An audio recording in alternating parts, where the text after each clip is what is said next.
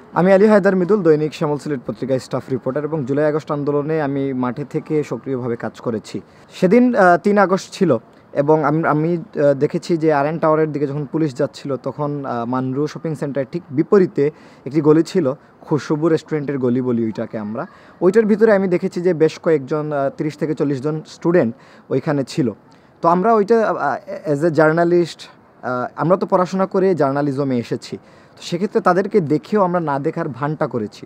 তো একটা পর্যায়ে দেখা যাচ্ছে ওইখান থেকে স্টুডেন্টদের পক্ষ থেকেও একটি প্রতিক্রিয়া আসছিল। তারপর একটা ঘোলাটে পরিস্থিতি সৃষ্টি হয়ে পুলিশ সেখানে স্টুডেন্টদের তাড়া করে তারা এগোয়। তারপর ওই কোচিং সেন্টারে একটি দরজা ছিল, ওইটা স্টুডেন্টরা বন্ধ করে দেয়। দেন ওই পুলিশদের মধ্যে কয়েকটা পুলিশ খুব অ্যাগ্রেসিভ ছিল।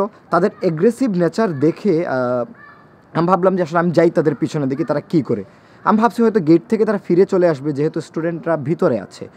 তারা এটা কী করছে, গেটের যে লক ছিল ওইটা খুলে তারা ভিতরে ঢুকছে।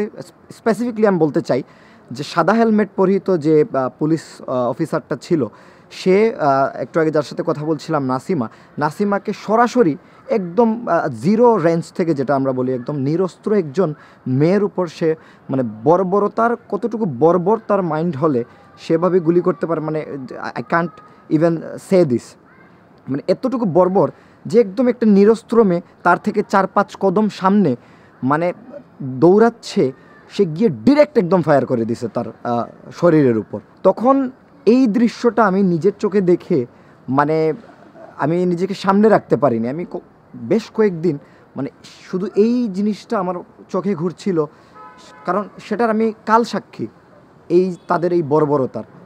তখন আরেকটা ঘটনা হয়েছে, নাসিমাকে যখন ফায়ার করে দেয় তখন সে ওই ভিতরে ফায়ার অবস্থায় একজন ভাই তাকে উঠায়, দেন ভিতরে নিয়ে যাওয়ার পর ওইখানে আরও ২০ থেকে ৩০ জন স্টুডেন্ট ছিল।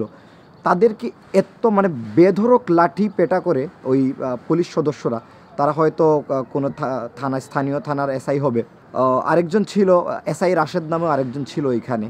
তো যখন সিলেটের সাবেক পুলিশ উপকমিশনার আসবার আলী শেখ তখন ভিতরে ঢুকে, আসবার আলী শেখও তখন চিৎকার দিয়ে বলতেছিল যে তোদের এত তেজ কেন শরীরে, তোরা এত গরম কেন।